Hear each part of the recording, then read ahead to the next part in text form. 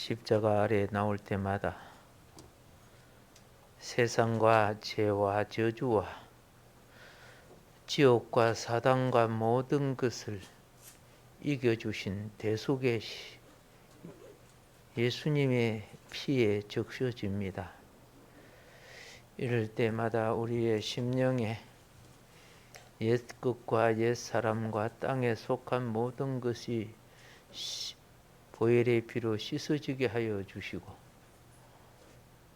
약속하신 성령을 보내시사 세우신 교회 안에 주의 영으로 오순절 자락방처럼 주의 영으로 채워지게 하여 주소서.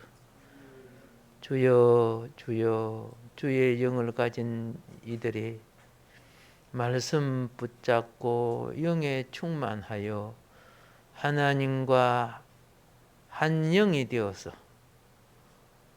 신령과 진정으로 예배드리기를 원하셨던 우리 하나님, 오늘 이 시간 사랑하는 권속들을 붙들어 주시사 동서사방 어디에 있든지 신령과 진정으로 예배하는 자리에 함께하여 주시사 오늘의 이 예배가 생명록에 내 이름을 확정하는 시간이 되게 하시고 오늘의 이 예배가 한 주 동안의 삶이 주님 앞에 연락되는 날이 되게 하여 주소서.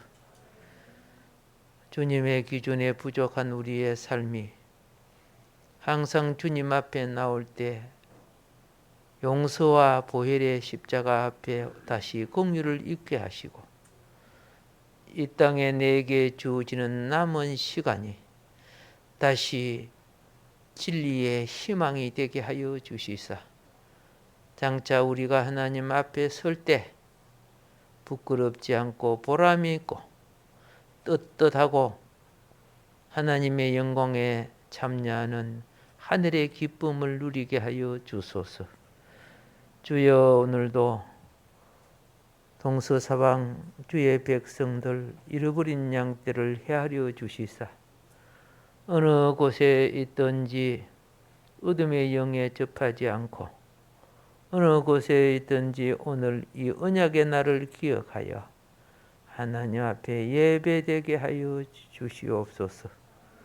형편과 처지를 아버지 헤아려 주시고 만복의 그런 대신 하나님이 이 언약을 복되게 하고 이 날을 내가 복되게 하리라고 약속해 주셨으니 신령한 복으로 채우시사 직장과 가정과 사업터 위에 기름진 복으로 결실되게 하여 주소서. 크신 은혜 감사합니다. 시종일관 입술과 심령 말씀을 주관하여 주시사 아버지의 뜻이 전거되게 하소서. 예수님 이름으로 감사하며 기도드립니다. 아멘. 인사 나누겠습니다. 우리의 만남이 아름답습니다. 우리의 만남이 아름답습니다. 우리의 만남이 아름답습니다. 아멘.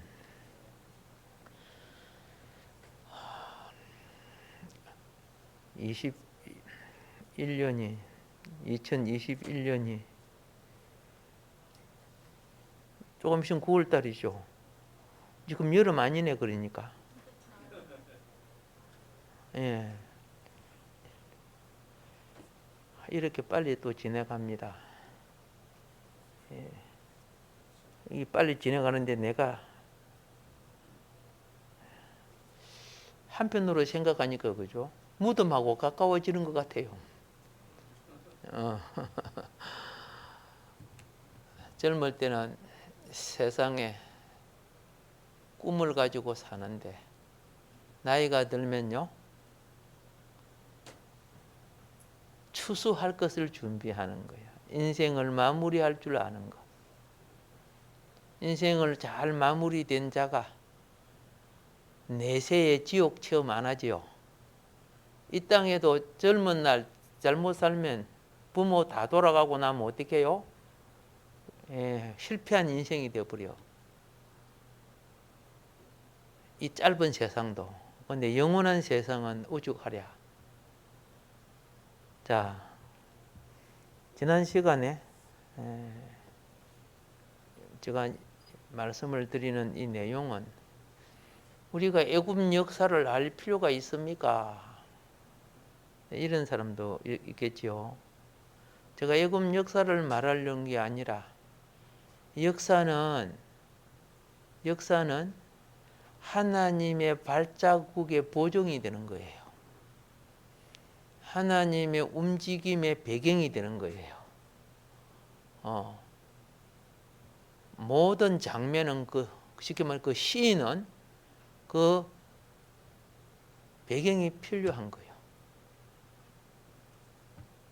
그리고 우리는 그냥 역사로 보지만 하나님 눈에는 우리가 어떻게 너희를 타락시킨 세상과 싸워 이기느냐를 보는 거예요. 아담은 졌지만 그리스도 안에서 이제 이기라는 거예요. 아담은 보암직스럽고 먹음직스럽고 지혜롭게 할 만하고 이런 것에 유혹에 졌잖아요. 자기 영혼 팔았잖아요. 그리스도 안에서 예수의 가치를 아는 사람은 아담이 진 것을 이기라는 거야. 그게 역사예요. 이길 때 우리는 생육 번성할 수 있고 지면은 끝나는 거죠. 지금 시대가 어느 시대요? 성경의 출애굽 시대와 같아요. 남자 애들 낳으면 다 죽이라 했지? 그게 뭡니까? 씨를 없애라는 거죠. 오늘 동성애 만들고 이렇게 해가지고 남자끼리 부부가 되고 여자끼리 부부가 되고 씨를 없애죠. 인구가 줄어들 수밖에 없죠. 출애굽의 바로의 전략이 지금 계속 진행되고 있잖아요.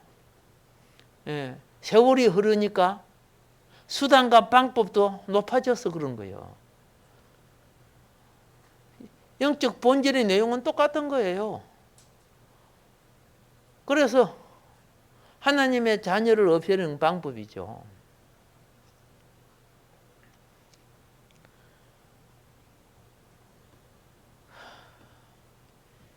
이번에 빼앗긴 나라가 어디입니까? 탈레반한테. 정말 아프죠. 말 그대로 아파요. 점령하기 전에는 모든 인권 다 봐주겠다 해놓고 점령하고는 요거 덮어 쓰는 게 뭐요? 뭡니까? 후가입니까? 뭐라고 합니까?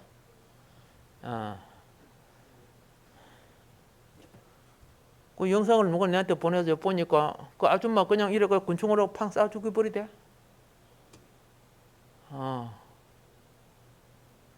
온갖 미혹에 그들은 자유를 준다니까 들어갔지만 막상 권력을 빼앗기니까 회복이 안 되잖아요. 특별히 교회는 어떻게 되었습니까? 지금 여러분도 봤지요? 그 미국 비행기 그죠? 그 막 바퀴 붙잡고 막 이래가지고 비행기 날아간 게 다 떨어져 죽잖아요.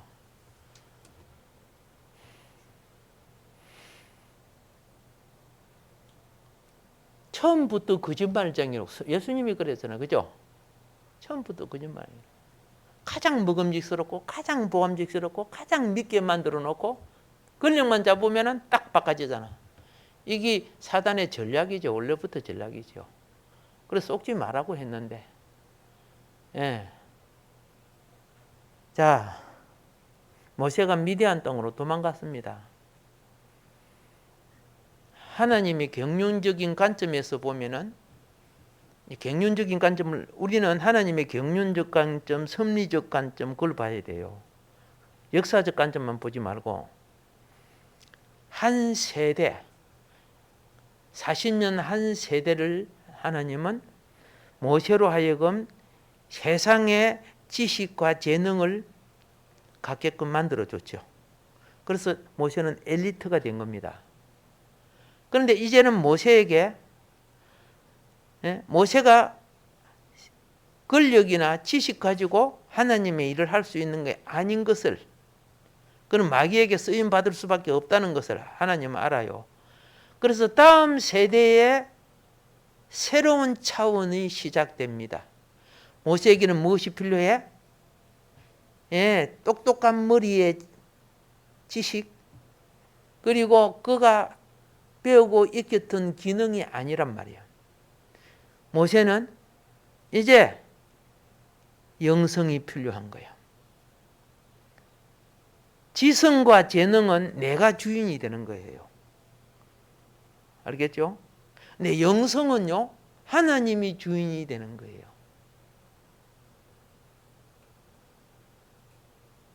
그래서 이러한 차원은 어느 틀 속에, 어느 프레임 속에 있느냐 하면은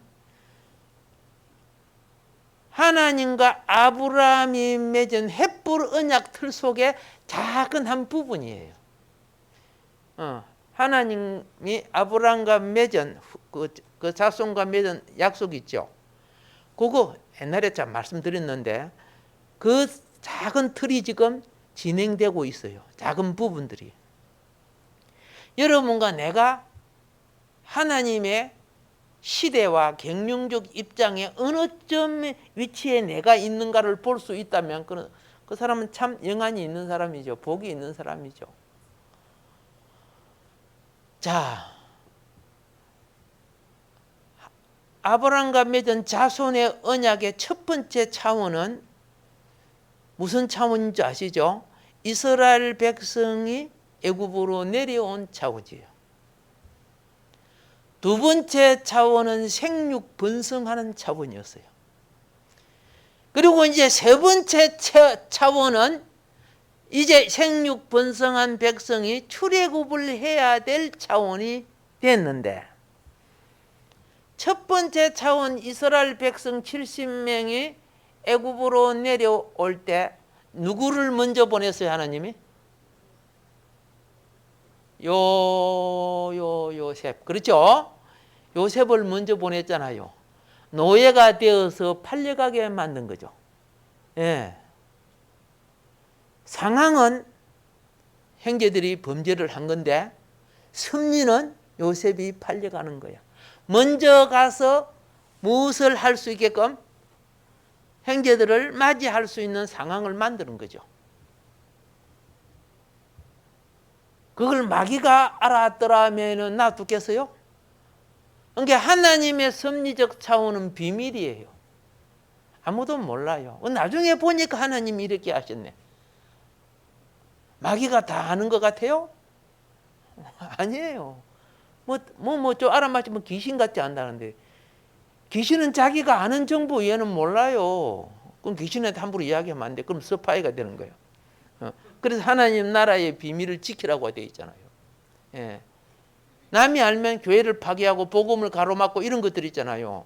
예. 성도를 욕하고 이런 걸 누가 뿌려요? 내가 가라지가 돼서 뿌리면 마귀가 그거 좋아하죠. 그거 딱 정보 받고 막 욕하잖아. 그래서 우리 전도하러 이렇게 다니면요, 잘 알잖아. 어떻게 교회 나쁜 것만 골라 모아갖고 저렇게 이야기할까? 내가 알지도 못한 거. 마귀들은 좋은 거 그런 거 안 모아요. 약점, 잘못한 그것만 다 모아갖고 나중에 이야기해가지고 복음을 가려요. 내가 아는 것보다 훨씬 많이 알아. 그거 누가 갖다 준 거예요? 집안의 식구들이 밖에 나가서 한마디 그거 다 귀에 주스 담아 놓는 거예요.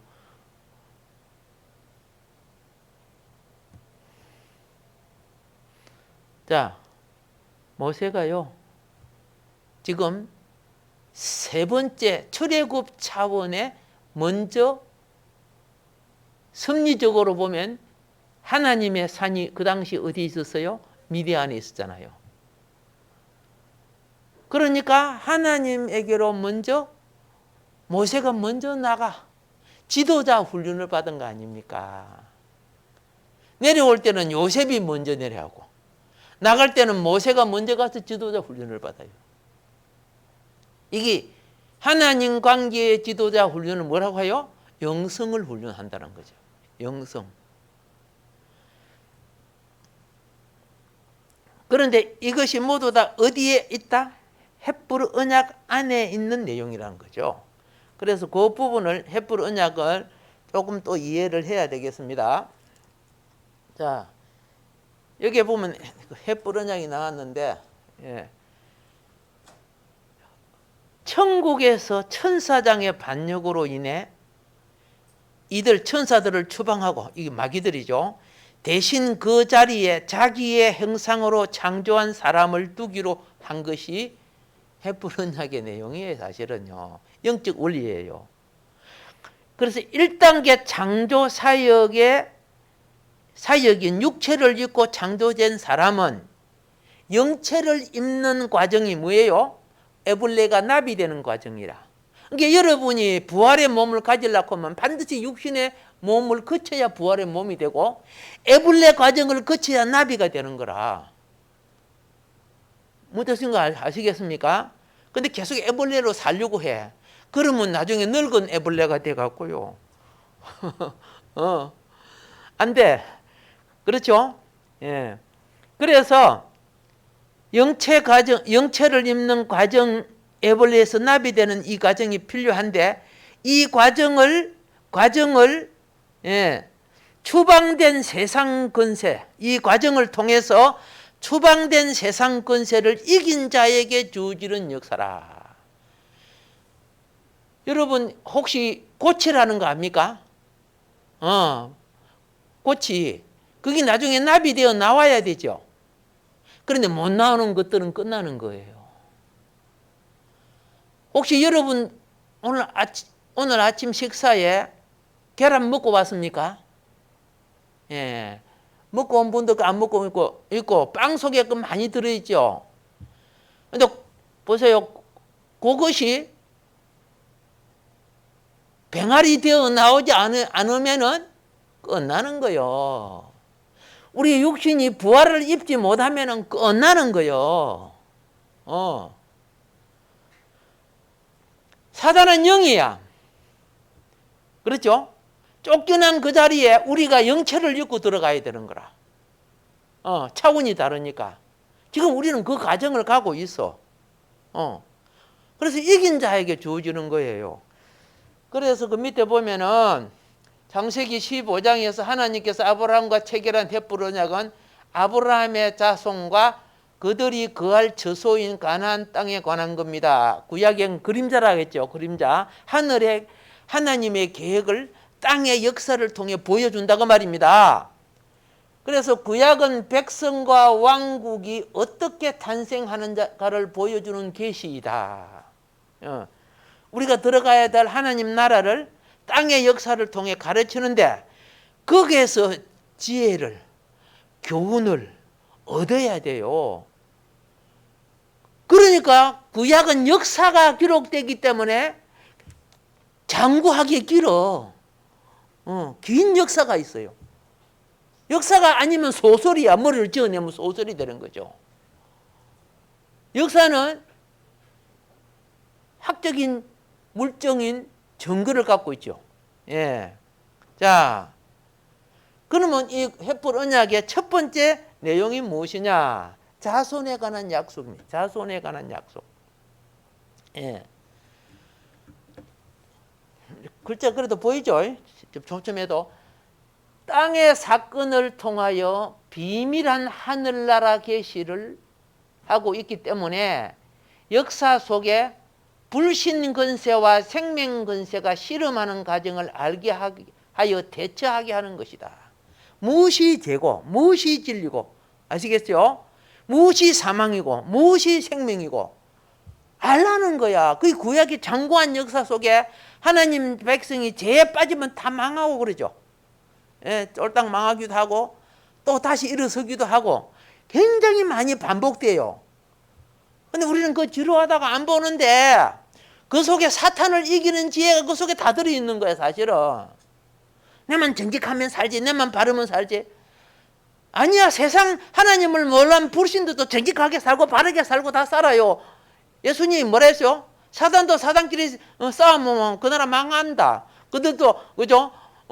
제도를 세우고 체계를 세우고 뭐 정직하고 바르게 한다고 했어요. 그들 기준으로 보면은 자, 그래서 헷불 언약은 하나님의 구속사진 경륜을 담당할 경건한 자손의 선택과 번성을 약속하고 있다는 거죠. 이거 잘 아셔야 돼요. 구속사진 우리가 복음을 전하는 게 전부 다 구원 아닙니까? 교회 생활이 다 구원으로 자라가는 거 아닙니까? 구원의 완성을 위해서 이걸 담당할 경건한 자손, 범죄한 자손은 아닙니다. 경건한 자손의 선택과 번성을 약속하고 있습니다. 창세기 15장 1절부터 6절에서는 하나님의 자손에 대하여 이렇게 약속하고 있습니다. 몇 장? 15장 1절부터 6절.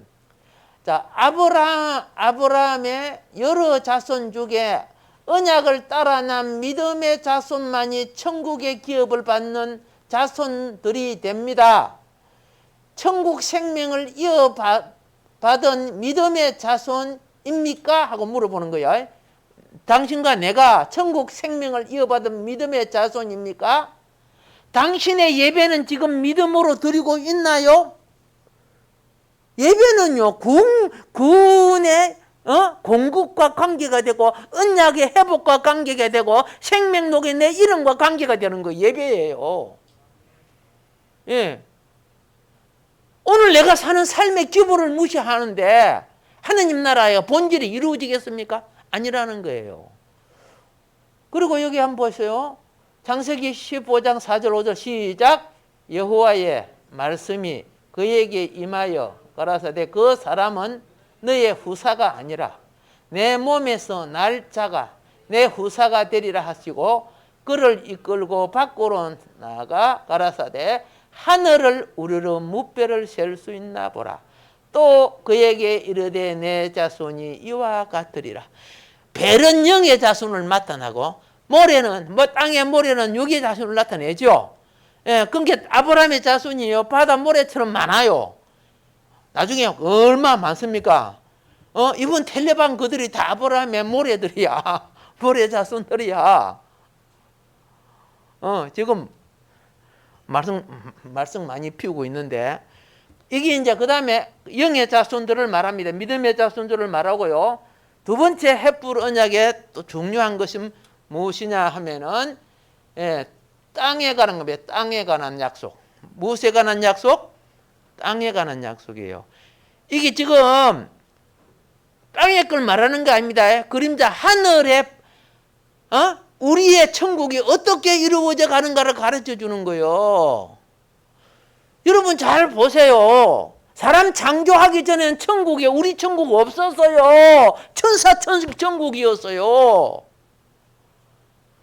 천사장이 배반했잖아요. 하나님의 아들의 위치에 있는 천사장을 배반했을 때 이들을 쫓아냈다고 되어 있잖아요. 그 자리가 비어 있어요. 누구를 그 자리에 넣으려고? 자기 형상과 모형대로 사람을 만들어서 알겠죠? 세상을 이긴 자를, 사단을 이긴 자를 넣는 거예요. 죄와 사단을 이겨야 다시 타락하지 않는 거예요. 다시 타락하지 않는 천국을, 그 본질 회복을 위한 천국. 그래서 나는 그걸 갖다가 아직 신학적으로 나와 있지 않습니다만은 예수님이 인자의 나라라 그랬거든요. 그런데 인자가 뭡니까? 사람 아닙니까? 사람. 그래서 내가 그걸 인자 천국이라고 부르는 거예요. 나중에 그 부분에 논문을 써가지고 통과시키려고 그러는데, 자, 천사 천국은 이미 있었지요. 이미 완성된 되어 있지만은 우리가 들어갈 천국은 지금 우리가 땅에 심는 대로 하늘에 결실되고요. 땅에서 열어야 하늘이 열리고 땅에 닫히면 하늘이 닫히죠. 그 키가 하늘나라에 있는 게 아니고 베드로에게 내가 천국 열쇠를 땅에 준다는 거죠. 교회에 준다는 거예요. 내 교회를 세우리니. 그래서 이 종말의 교회인 여러분과 내가 얼마나 중요한 사명을 갖고 있는지를 알아야 돼요. 그런데 마귀는 맨날 그죠? 보암직스럽고 먹음직스럽고 쾌락적이고 절길이고 이런 걸 계속 제공을 해줘요. 그래서 하나님의 커트라인에 도달하지 못하게 만들어. 여러분 1등 하고 싶죠? 그러면은 1등 하려고 1등 가야 1등 하는 거죠. 예, 지각 안 하고 싶죠? 그러면 더 빨라야 지각 안 하지요. 여러분 하나님이 받으시는 게 2등을 받아요, 3등을 받아요? 첫 열매 받고 이긴 거 받고 맞죠? 예, 첫 것을 받고 이것이 뭐입니까? 하나님의 기도를 미루지 말라는 거예요. 이기라는 거예요. 자, 그래서 땅에 가는 약속입니다. 하늘 생명을 받은 이들이 어떻게 영생 기업을 취해야 하는가를 계시하는 것이 땅이에요. 근데 이 하늘 기업을 그냥 취해요? 싸워서 지내요? 출애굽기는 전적으로 하나님 능력이죠. 그런데요, 가나안 기업은 내가 하나님을 의지하고 하나님의 말씀에 순종하는 것만큼만 취하는 거예요.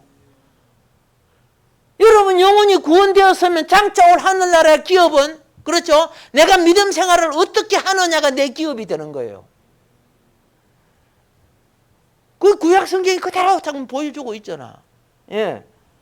그래서 헷불 언약에는 하나님의 구속자적 경륜을 담당할 경건한 자손에게 가나안 땅이 주어질 것을 약속하고 있습니다. 그랬어요.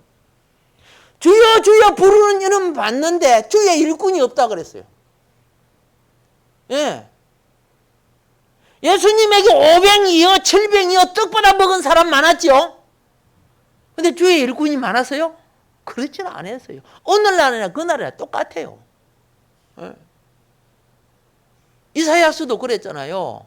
예. 내가 누구를 보낼꼬? 사람이 없다 그러니까 이사야가 그때 주님은 마음을 알고요. 주여 내가 여기 있다 나를 보내소서. 이사야서 나온 6장이 나오잖아요. 예.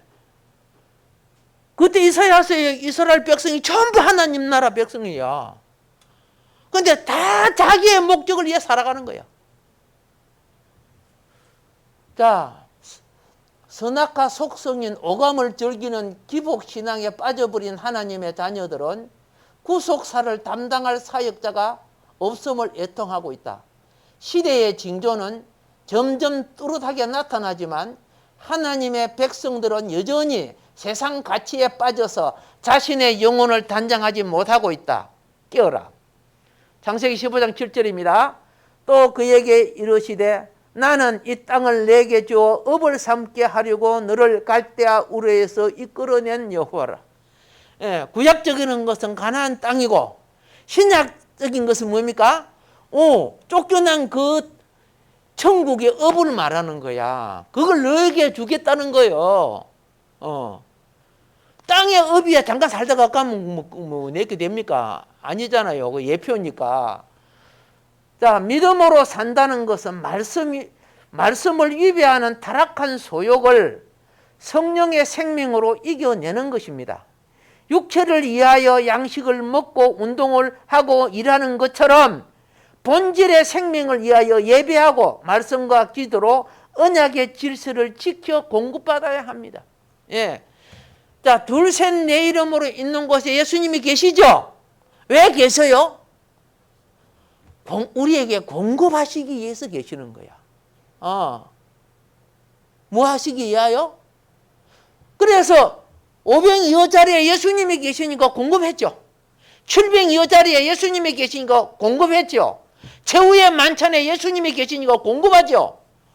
지금도 우리가 주의 이름으로 있는 곳에 무엇이 공급되면 신령한 양식이 공급되는 거예요. 이게 진리의 양식이죠. 그 진리의 영이 오셔서 주신다 해서 오늘 여러분이 믿음으로 받으면 성령이 여러분에게 역사하시는 겁니다. 할렐루야. 창세기 15장 13절부터 22절의 핵심 내용은 아브라함의 자손이 이방의 객이 되어 몇 년 동안 400년 동안 괴롭힘을 당하다가 4대 만에 다시 가나안 땅으로 돌아오게 된다는 약속입니다. 자, 세력의 악행을 체험한 자가 의의 나라를 사모하며 진리의 자유를 갈망하게 된다는 거야. 노예 생활하고 동도를 하다 보니까 이게 아니구나. 하나님 여기서 건져내 주세요 하고 이제 구하잖아요. 여러분 잘 아시죠? 지금 아프가니스탄 왜 넘어갔어요?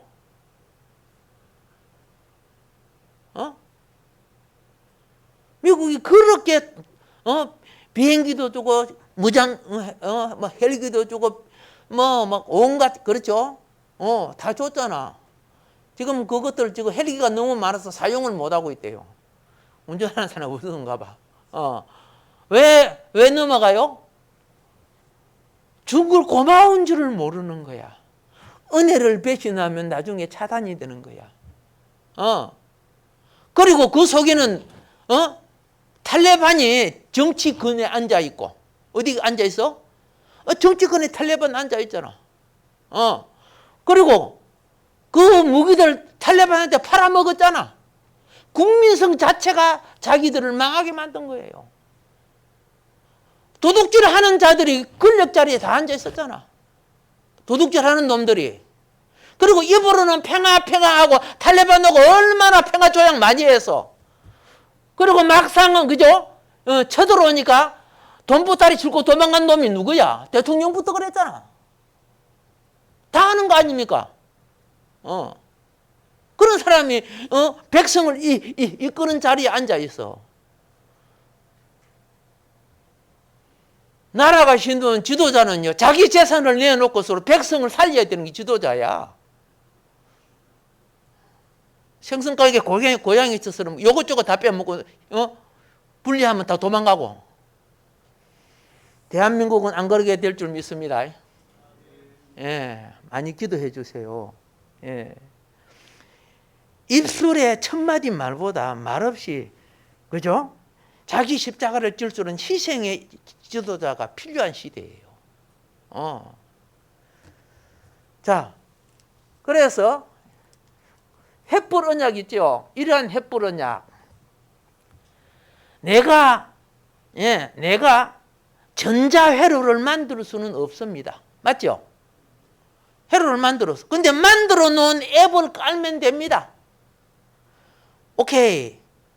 거기 영의 말씀인 성경이에요. 성경을 보면요, 성령이 역사하면 열력이 돼 있어요. 근데 성경을 안 봐. 무슨 유튜브나 보고 다른 걸 카톡이나 보고 열심히 하면서 성경은 전혀 안 봐. 사용합시다. 예. 첫 번째, 횃불 언약 내용에 총 4개가 있는데 그 첫 번째가 아브라함의 자손이 400년 동안 이방에 객이 되어 괴롭힘을 받다가 큰 재물을 이끌고 나오게 될 것이다. 다가올 일을 미리 가르쳐 준 거야.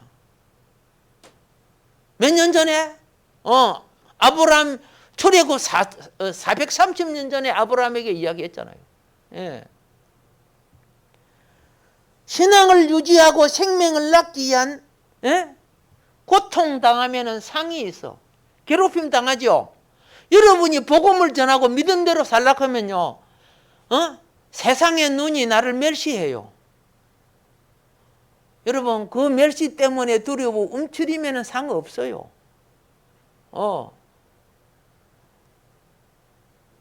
이제 복음의 날개치기를 바랍니다. 싹이 나기를 바랍니다.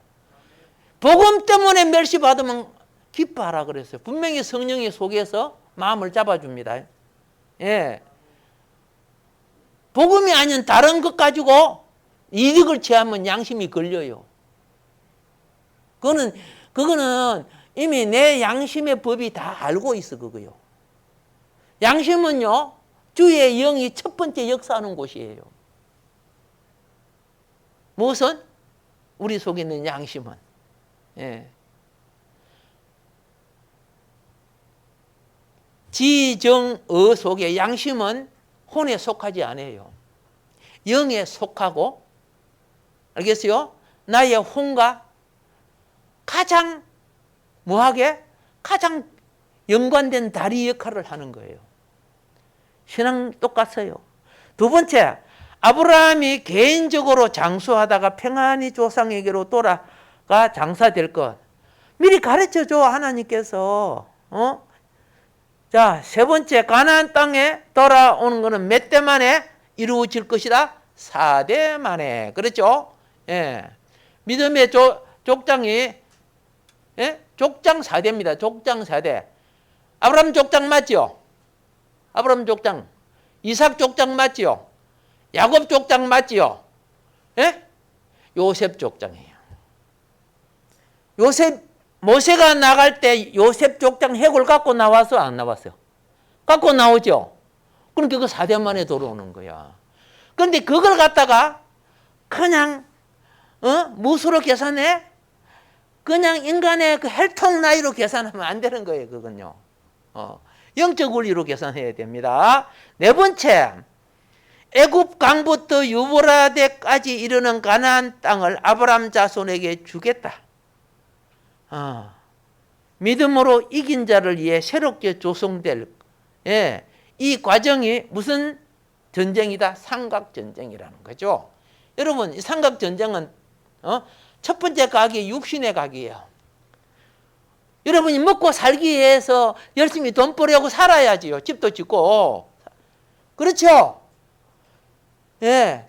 여러분, 이번에 텔레비 봤죠? 일본, 독일, 영국, 중국, 대만 여러 곳에 보면 물난리 났죠? 물난리 났죠? 나한테 안 당해서 그렇지요. 물난리 나면요, 싸워할 곳도 없어. 화장실도 없어져. 집도 떠내려 가버려. 잠잘 자리도 없어. 안 당해보면 모르잖아. 예. 내가 아는 전도사님, 그 지하에 옛날에 살았어요. 물난리 났는데, 지하 절반 정도 물이 차는데, 그 이삿짐 있죠? 그걸 계단으로 나가면은 반지하입니다, 반지하.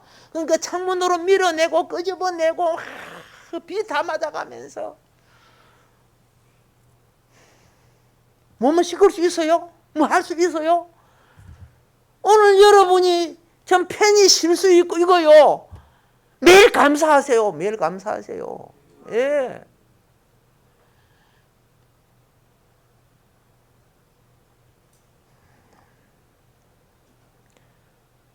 그러면서 지금 고통받는, 그렇죠? 분들을 위해서 기도해 주세요. 긍휼히 여길 줄 아는 자에게 네가 그죠? 고통을 당할 때 나도 너를 긍휼히 여기 주겠다. 성경이 그렇게 말하고 있어요. 우리나라 거 아니니까 나하고 별 필요 없지.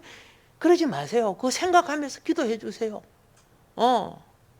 세계의 회복은 긍휼히 여기는 자를 통해서 역사가 일어나는 거예요. 우리 하나님의 자녀고 예수님은 나를 위해서 나를 긍휼히 여겨서 자신의 목숨까지도 나를 건져줬는데 만분의 1의 기대치도 미치지 못한다면 어떻게 하나님의 자녀라고 우리가 자부할 수 있겠습니까? 자, 그 다음에 헷불 언약 창세기 15장을 체결한 시기는 아브라함이 가나안 남북 전쟁을 통하여 조카 롯을 구하고 멜기세덱을 만난 후에 멜기세덱의 언약을 이어받는 것이요, 예? 헷불 언약이에요. 나중에 알고 보면요, 만난 후 아브라함이 사라의 여종 하갈을 취하기 전, 나중에 인간적 소욕 때문에 하갈을 취했잖아요. 지금도 하갈 때문에 하갈 하고 있잖아요. 저 중동이 지금요. 예. 아브라함이 하갈을 취한 것은 가나안 땅에 거한 지 몇 년? 10년 후입니다. 따라서 헷불 언약은 아브라함이 가나안 땅에 거한 지 10년째 84세 때 체결했어요. 헷불 언약. 지금 모세가 도망가는 거는 그 헷불 언약 마지막 단계를 지금 나타내는 시기입니다. 시기적으로. 예. 그때가 주전 2082년입니다. 예, BC 2082년. 아브라함 나이 몇 살 때? 예, 84세 때 헷불 언약을 했습니다.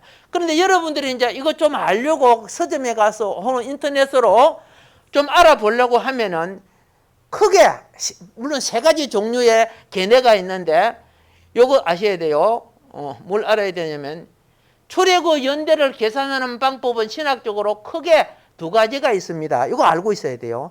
아, 이런 차원에 계산했구나, 이런 차원에 계산했구나 하고 책을 이해해야 됩니다. 이해 못하면 그 책만, 예, 고집이 가장 센 사람은 책 한 권 읽은 사람이거든요. 그거밖에 몰라요. 알겠죠? 그러니까 주전 15세기경 출애굽이 있고, 예, 보는 정기 연대설이 있고, 주전 13세기경으로 출애굽으로 본 후기 연대설이 있습니다. 자, 그래서 오늘날 학자들이 이제 컴퓨터가 발견되고 고고학이 발달되다 보니까 정기 연대설로 많이 돌아섰어요. 아시겠죠? 옛날에는 자유주의 신학자들이 주장했던 라암세스 알죠? 뭐 영화 보면 다 라암세스예요. 옛날 그 출애굽 뭐 이런 거 보면 모세 이런 거 보면 라암세스 때 나온 걸로 되거든요. 근데 지금 그래서 옛날에 나도 여기 라암세스 연대를 많이 했는데 지금은 나도 바꿨어요. 예. 바꿀 줄 알아야지. 그 생고지 피우면 엉터리 가르치는 게 되는데. 예. 그래서 여기 보면은 자, 애굽으로 언제 내려갔어요? 1847년에 내려갔어요. 예. 1847년에 내려갔습니다. 내려가가지고 이제 애굽 번성에 기여하게 되는데 모세가 어떻게 태어났는 거 이제 이런 것들은 조금 이따가 말씀드리고요. 먼저 모세가 도망갈 수 없는 밖에 없는 그 왕조 시대가 무슨 왕조였느냐 하면은 애굽 역사상 새 왕조 시대라고 있습니다. 새 왕조 시대. 거기 1570년부터 525년까지 18왕조 시대부터 시작합니다. 18왕조 시대. 18왕조로부터 시작해서 26왕조, 26왕조까지 이어지는 시대를 새왕조 시대라고 하는데 애굽 역사상 이게 지금 카르낙 신전입니다. 애굽 역사상 이 신전 기둥 보세요. 그 사람 크기 보세요. 그 시대에 참 대단하죠. 지금부터 몇 년 전입니까? 3,500년 전이야. 그 어떻게 이걸 그 당시 만들어서? 자, 그 애굽 역사상 가장 국력이 강성했던 시대입니다. 그걸 아셔야 돼요. 이 시대에 여러분이 이제 뭐 갔다 오신 분도 있으면 룩소르, 지금 이거 같은 카르낙 신정, 예? 왕의 계곡, 뭐 그죠? 왕의 계곡, Valley of Kings를 해가지고 거기 왕의 무덤들, 이 시대에 다 만들어지는 거예요. 애굽 왕의 무덤들이 이때 만들어진 거예요. 뭐 투탕카멘이고 이런 것들이 이때 다 만들어져서 나중에 이렇게 이제 나오는 겁니다. 이 카르낙 신전 들어가는 입구예요. 밑에 사람 보세요. 얼마나 크게 만들어져 있습니까? 예. 자, 그래서 한번 가보시고, 예. 대답 안 하네. 내가 다 모시고 가야 되겠네. 그래서, 우리는,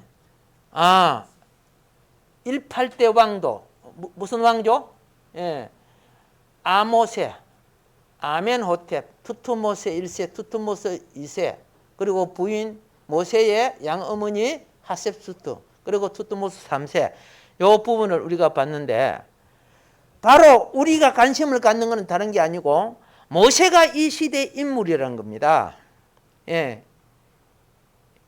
이 시대 때 출애굽이 이루어지죠. 그래서 18왕조인 제1대 왕이 아모세 혹은 아흐모세 이렇게 기록되어 있습니다. 예. 그리고 이 아흐모세가 무슨 일을 했는지 아시죠? 셈족, 요셉이 총리로 있었던 바로의 나라 힉소스족을 몰아낸 왕이야. 이분이 예. 그리고 애굽을 남애굽, 북애굽 있었잖아요. 청나일강, 백나일강 구성되어 있는 그걸 통일한 왕이 바로 아모세입니다. 대단한 거죠. 이 아모세는 25년 동안 통치하고, 예, 그 뒤에 그죠? 제2대 왕이 아멘호텝 혹은 아문호텝 이렇게 말합니다. 이 왕이 이제 20년 호텝 1세가 20년 통치하고 제3대 왕이 투투모세. 이거 보면 다 모세가 붙지요. 그러면 출애굽한 지도자가 누구요? 모세야. 다 모세죠. 예. 모세 혼돈하지 마세요. 자, 그래서 제3대 왕, 그죠? 예. 투투모세 1세, 제3대 왕 투투모세 1세가 빨리 죽고요. 투투모세 2세도 빨리 죽습니다. 그런데 투투모세가 낳은 누구 낳았어요? 하셋수토하고 투투모세 2세를 낳았죠. 예. 이때 누가 태어나느냐 하면 1527년에 BC 1527년에 지금 여러분 찾아보면 애굽의 헬리오폴리스라고 되어 있을 겁니다. 거기서 이제 모세가 하고 태어난 거죠. 예. 태어나는데 요 그림을 이렇게 보면 이 사람은 왜 인상이 맨 처음에 보면 인상이 저리 생기냐면 지금 미라 지금 보존되어 있는 미라를 사진으로 넣어놔서 그래요. 요 분들 미라가 다 있습니다. 실제 미라는 실제 그 당시 사람들 아닙니까? 그래서 여기 보면 모세 출생이 나오죠. 1527년 투투모스 1세 때 투투모스 1세가 뭐 했어요? 남자애들 낳으면 전부 다 나일강에 집어 던져라 그랬던 거 아닙니까? 남자들 나오면은 이게 투투모스 1세야. 그 사람 아직도 아직 있네. 예. 그렇죠? 그래서 이 아들이 투투모스 2세인데 투투모스 2세가 자기 동생 누구하고? 하셋수트하고 결혼하지요. 결혼했는데 애 낳았어 못 낳았어? 딸만 낳고 아들을 못 낳았죠. 예. 못 낳고 첩을 통해 가지고 투투모스 3세가 나온 거죠. 그러니까 나는 아들은 못 낳았지만 아들 하나 데리고 봤다. 그 모시를 데려다 키운 거 아닙니까? 참고적으로 그렇게 이제 알아놓고요. 그래서 아시다시피 그 혈족끼리 이제 결혼해가지고 사는데 하셉수트는 투투모세 1세의 장녀 이복 형제죠. 예, 여기 하셉수트 여기 나오죠.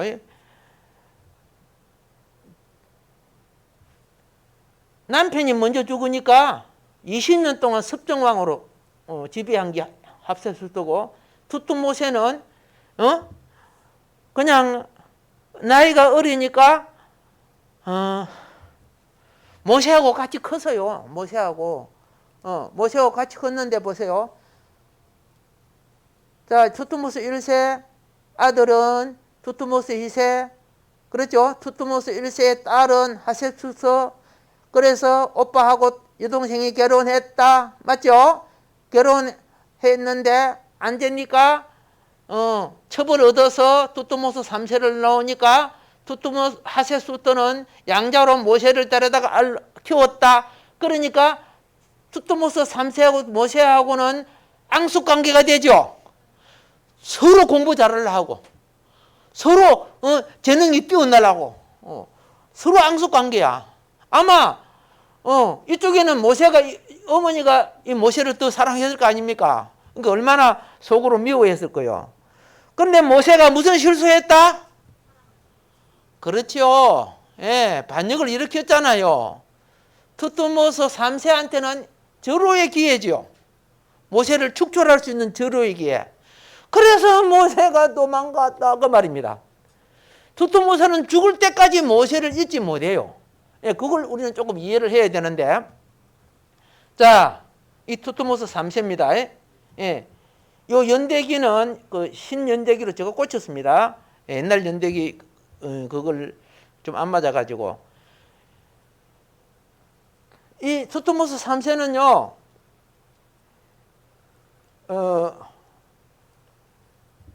온 지역을 통일시킨 것뿐만 아니라 얼마나 넓은 지역을 애굽 땅보다 더 넓은 지역을 차지하기 위해서 저 보세요. 바로가 이 일을 듣고 모세를 죽이고자 하여 찾은지라 그랬죠. 요 노란 책 있죠. 요거 투트모스 3세가 다 점령한 나라야. 이집트는 요거밖에 몇 대, 이집트 있죠. 요거밖에 안 되는데 얼마나 많이 점령합니까? 여기는 실제 통치는 안 했지만은 모세 잡기 위해서 이게 다 관할 구역이 돼 있었고 이렇게 넓은 곳을 했는데, 제가 여기 동그라미 쳐놓은 곳은 가나안 땅이죠. 가나안 땅 점령이 투트모스한테는 가장 힘들었어요. 투트모스 3세에게는 힘들었는데, 일단 요걸 이렇게 보면 영어로 쓰는 게 잘 모르니까, 예, 이렇게 보세요. 투트모스 3세는 시리아, 누비아 필두로 대규모 군사 정복을 통하여 이집트 영토를 제대로 넓혔다. 그는 전 생애에 걸쳐 17회 원정했고 350여 개의 성읍을 점령했다. 그 결과 미탄이, 아까 그 지도에 빨간 거 해놓은 그 미탄이 제국입니다. 미탄이 히타이트, 아시리아, 메소포타미아, 가나안, 우가리트, 비블로스, 야베허, 누비아 등을 지배했다. 이러한 업적으로 인해 20세기 역사가들에 의해 고대 이집트의 누구라고 불렀다? 나폴레옹이라고 부를 정도로 모세하고 같이 경쟁하니까 같이 크는 거야. 그렇게 여러분 누군가 나하고 경쟁자가 좀 있어야 클 수 있어. 예, 눈을 돌려보세요. 있어요. 자, 그래서 그가 애굽의 바로 투트모세 3세는 머깃도를 점령, 가나안의 가장 중심 전쟁 기지가 머깃도입니다. 머깃도를 점령한 것이 1000개의 성읍을 점령한 그 못지않다는 높은 비중의 전략 가치를 인정했다. 이 싸움이 가장 힘들었으니까. 아까 제가 빨간 동그라미 써놨죠? 거기가 바로 여기요. 역사 고고학자들에 의하면 주전 3500년부터 마을이 형성되었고, 역사적으로는 주전 1468년경 애굽의 투트모세 3세에 의해 머깃도를 점령하여 힉소스 쪽의 세력을 꺾기 이전에 반애굽적 저항 세력 사이에 중요한 역할을 했다. 자, 그러면은 왜 그렇게 투트모세가 한 달 박달 해가지고 주변 나라를 그렇게 잡아 삼켰는가?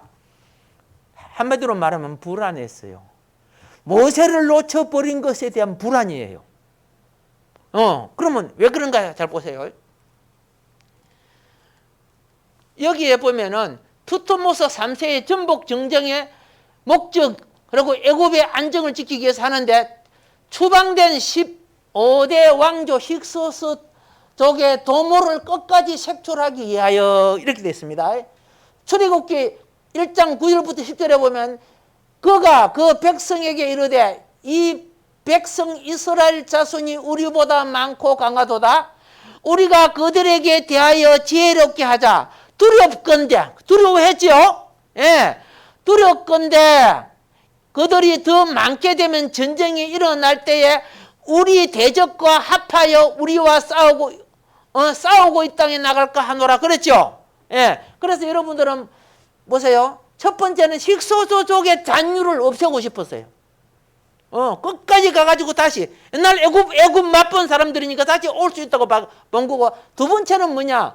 동족을 도모하여 구테타를 일으키려 했던 도망간 모세를 모세의 제기를 제거하기 위해서 그런 거예요. 모세가 힉소스와 손을 잡으면 애굽은 감당할 수 없다는 것을 누가 알고 있다? 모세가 얼마나 뛰어난 자인지 알고 있다 그 말이야. 그러니까 모세를 없애야 마음이 편안한 거야. 모세 잡으러, 그죠? 이 모세 저 모세 얼마나 싸돌아다녔어요. 막 군대를 일으켜가지고 굉장히 뛰어났죠. 사단은 투트모스 3세를 사용해서 모세를 없이 하여 출애굽을 막고자 함. 하나님은 모세를 사용하여 이스라엘을 출애굽시키고자 함. 항상 이 영적인 싸움은 있는 겁니다. 요거 우리 알고 있어야 돼요. 그래서 두트모스 3세가 요거 보세요. 점령할 때 모세는 여기에서 어디로 왔어요? 아라비아. 여기 아라비아 나오죠? 빨간 거 동그라미 해놨죠? 이쪽으로 쏠락 넘어왔어요. 여기 하나님의 산이 있잖아요. 근데 여기서 하나님 만났잖아요. 예. 이거 하나님의 섭리가 참 귀하죠. 그러면 이 넘어온 이 땅이 아라비아인데 지금 넘어온 이 땅을 뭐라고 불러요, 지금? 예. 그 당시에 보면 모세가 바로의 낯을 피하여 어느 땅에 머물렀다? 미디안 땅에 머물렀다. 그래 됐어요. 예. 미디안 땅 어디 있어? 여기 있잖아요.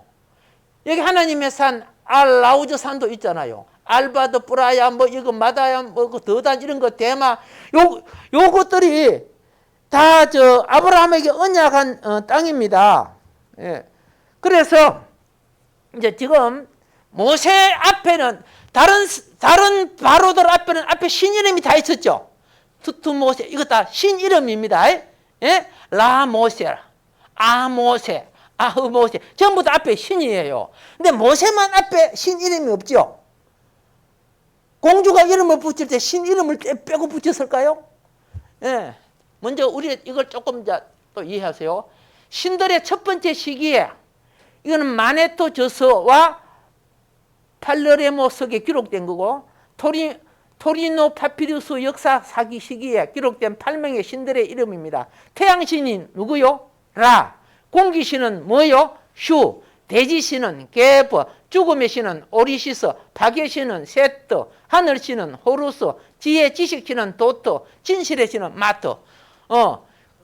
신마다 자기 임무가 있죠. 예. 그러면 모세한테는 거기 있어요, 없어요? 모세 없어요. 예, 여기는 왕의 이름입니다. 여기 보세요. 요리 접어놓은 거 있고, 요게, 이 여우꼬리 3개가 있죠. 그죠? 그리고 이거 동그라만 게 있죠. 여기 접어놓은 거 있고, 요 2개, 이것이 모세라는 말이에요. 모세. 이것도 모세. 그런데 이 동그라하게 해놓은 이거는 라. 이게 3가 있지요? 이거는 투트, 이런 뜻이야. 이 왕 이름이야. 그 오른쪽 이집트 왕조의 파라오 아모스의 아들 라모스의 이집트 문자입니다. 그렇게 되어 있죠? 지금도 이런 식으로 기록되어 있어요. 알겠죠? 참고하시라고. 예, 그냥, 그래서 보세요. 모세는 신 이름과 모세. 투투모세는 투투라는 신 이름과 모세라는 뜻이에요. 아시겠죠? 그러면 모세는 애굽 신으로부터 벗어나서 신의 이름이 지어진 모세.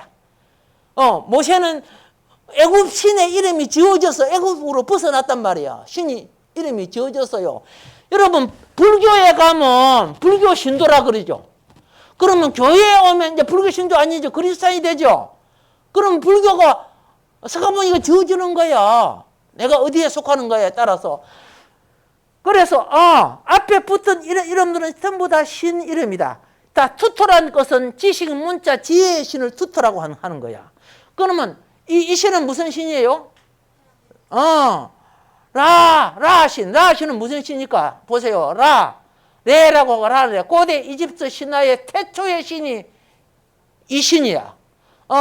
신들의 왕으로서 파라오의 수호자이신 창조신으로 이집트 템파 판데온 중요한 신들. 이탈리아에 보면 판데온이 있고, 그죠? 로마에 가면 판데온이 있고, 이집트에 가면 판데온이 있죠. 판데온이 뭐요? 여러 신을 모시는 만신전을 말하는 거야. 판데온이라는 것은. 예. 자, 라의 태양 사원에는 별도의 동상이나 조각상이 없어요. 그 신 보고 싶어? 낮에 나가서 하늘에 있는 거 봐. 그게 진짜야. 이제 이러니까 태양 조각상을 해놓지 않았다. 그런 뜻입니다. 예. 자, 그러면 이제 여러분들은 모세에게는 이름이 있다 없다? 없다는 거 알았죠? 그래서 그냥 이거는 시간상 이제 신들 많지요. 얼마나 신이 많은지. 그다음 보세요. 이건 한글로 이제 신 이름을 달아놓은 겁니다. 예? 하토로, 오리시스, 이시스, 세트, 네프티스, 이렇게 호루스, 아비누스 이렇게 막 나있죠. 신들의 이름들. 그냥 시간상 그런 쭉 이런 신들이 있구나. 전부 신이죠. 예, 싸움도 막 신들의 싸움이고 이제 이런데 그런데 여기서 한 가지 알아놓으세요. 신들이 손에 뭘 들고 있어요? 손에 뭘 들고 있어요? 무슨 십자가 짚고 있죠? 십자가를 들고 있어요. 이게 앵커 십자가라고 하는 거야. 무슨 십자가? 앵커 십자가. 태양신 아래에 있는 신들이야. 이 앵커가 뭐예요? 앵커 십자가. 자, 앵커 십자가는 T당 타우 십자가에 둥근 고리가 덧붙인 형태. 이런 지표성 위에 태양이 떠오르는 모양으로 이집트 최고 신인 태양신 라의 숭배시 사용되었다. 앵커 십자가는 생명, 성을 상징하며 십자가에 둥근 원은 태양신을 상징하는 것이다. 오케이? 왜 그거 들고 있는가? 저것도 예수 믿는가? 이렇게 하면 안 된다 그 말이야. 십자가 들고 있다고 해가지고 알고 계시라고. 모세는 온전한 이름이 아닌 반쪽 이름을 갖고 있었다. 알겠죠? 모세만 있잖아. 앞에 신 이름이 없잖아. 예.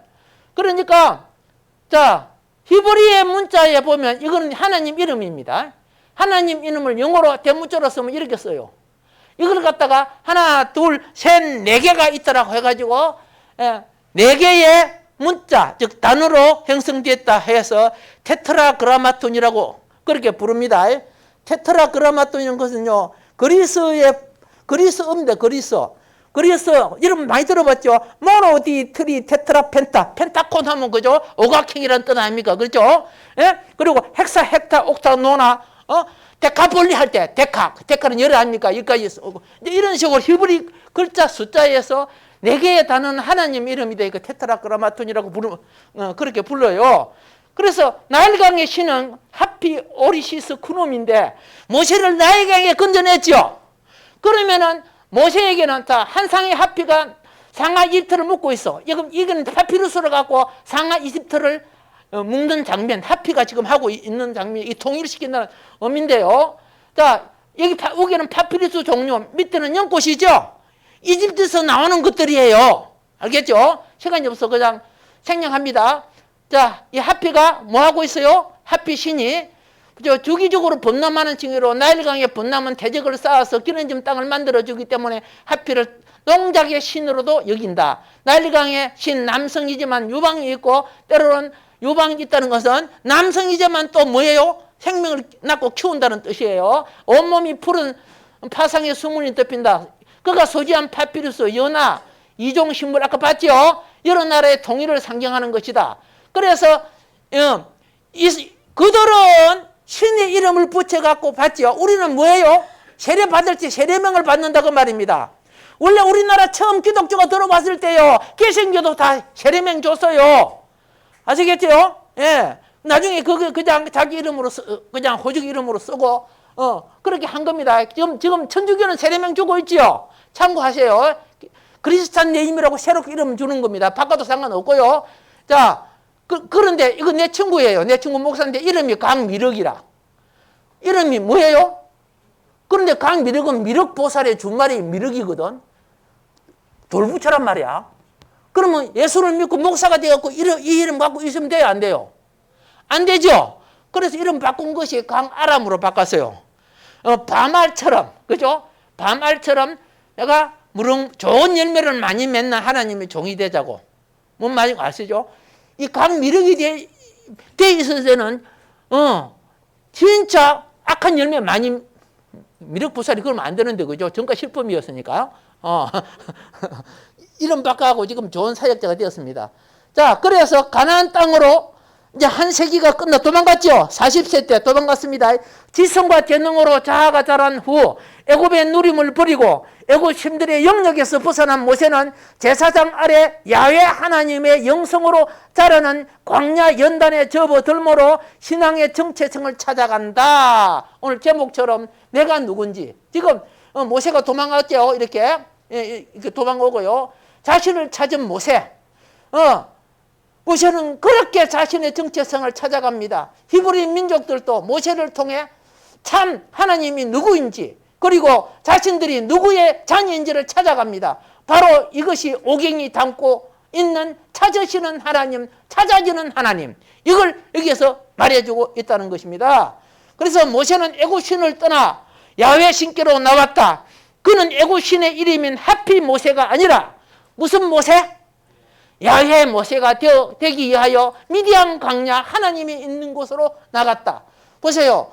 하나님이 직접 말씀합니다. 그와는 내가 대면하여 명백히 말하고 엄밀한 말로 하지 아니하며 그는 또 여호와의 형상을 보거든 너희가 어찌하여 내 종 모세를 비방하기를 두려워하지 않느냐. 애굽신 하피 모세가 그렇죠. 나와서 이제는 어떤 모세? 야훼 종, 그죠? 야훼 모세가 되었다는 것입니다. 오늘도 내게 있는 여러 가지, 그죠? 애굽의 요소와 이런 모든 부분들요, 헤아려서 주여, 나도 참 그리스도인, 하나님의 백성이 되게 이끌어 주시옵소서. 우리 다 같이 주여 삼창하고 기도할 때, 세상을 섬겼던 내가 이제 주님 따라 동행하는 주의 종이 되게 하여 주소서. 주여 삼창합시다. 주여